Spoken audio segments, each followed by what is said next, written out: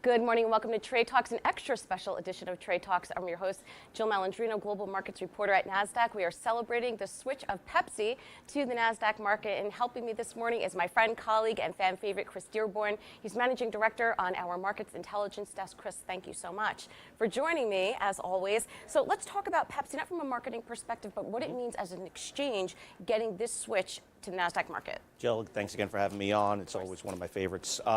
So a big headline read for Pepsi switching from our competitors downtown to the Nasdaq Stock Exchange.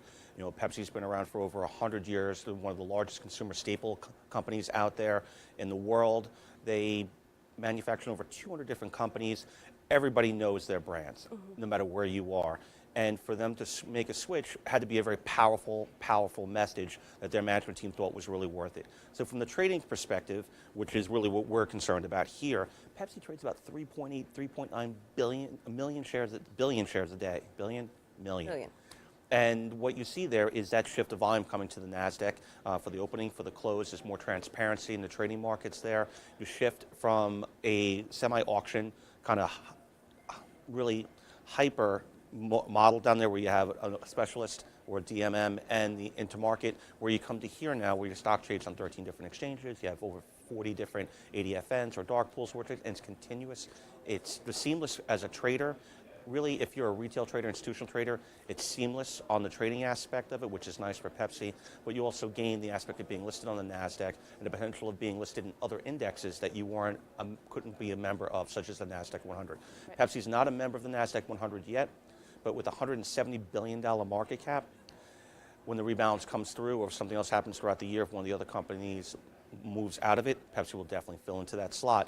And that passive investing part of it coming through the triple Qs will be tremendous as a brand new shareholder, absolutely a top 20 for that company. Q4 was big for us in terms of switches. Absolutely. There was 4 multi-billion-dollar companies that came to the Nasdaq market. You really did. You've seen, so far you've seen over $1 trillion of market cap switch to Nasdaq in the last few years. And what that means is that there is an appeal to come to list on Nasdaq as a publicly traded company. Whether it's on the trading side or the marketing side, companies want to switch and they want to trade here and they want to be part of what we have here, especially at the market side. All right, let's talk about the consumer space in general. Of course, that's what Pepsi is a part of. Best performing sector in January.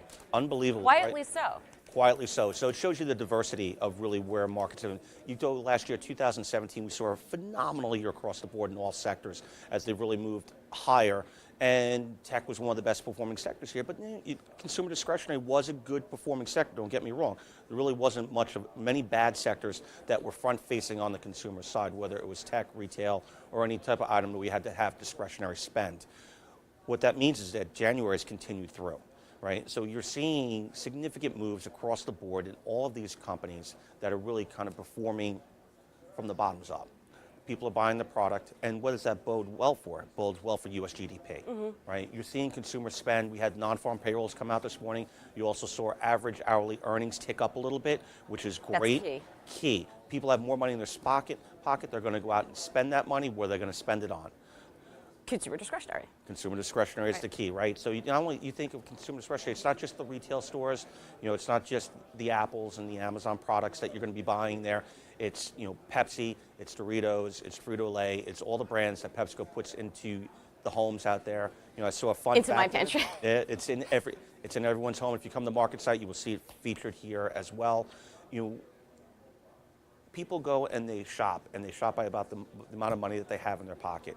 And if they see a brand that they want and they don't have the money in their pocket, they're not going to buy it. They put a little bit more extra money in their pocket, they remember that brand, they want that brand, they're going to buy that brand. And that's what's so great about the jobs numbers this morning. The market is so tight right now. Right. It's going to be more competitive for employees, which means more money into their pockets, which means more for consumer discretionary spending, which is good for our GDP. Right.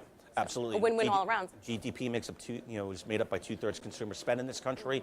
So a powerful pocketbook means a powerful spend. Powerful spend means a stronger U.S. All right. Well, thank you very much for joining me, as always, at MarketSite. Pepsi, thank you for joining us at MarketSite. Welcome to our latest listing. I'm Jill Malandrino, Global Markets Reporter at Nasdaq.